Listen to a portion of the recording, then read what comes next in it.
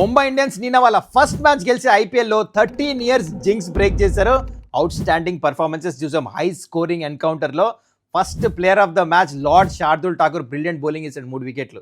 And also royal Rickelton playing head of Quinton de Kock అద్భుతమైన performance. కానీ I want to especially talk about hit man the fit man. ఇప్పుడు అద్భుతమైన నాక్, నిజంగానే ఎంత మెచ్చుకున్నా తక్కువ. ఎందుకంటే చాలామంది అనొచ్చు రోహిత్ శర్మ ఫుల్ ఫిట్ అయిపోయాడు, that is why is getting those runs, weight తగ్గాడు, అది ఇది అని చెప్పేసి. కానీ I will tell you the real reason.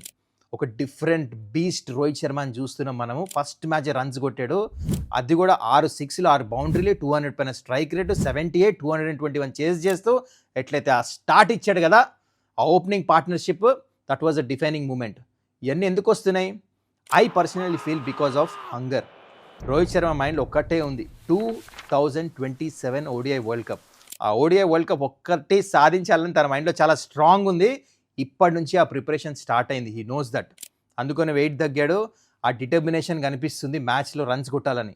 ఎట్లయితే అప్లై చేసి ఆడాడు కదా, అద్భుతం. This is a fantastic news. అందుకనే బహుశా చూడండి ఫస్ట్ మ్యాచ్ ముంబై ఇండియన్స్ గెలిచారు 13 ఇయర్స్ తర్వాత.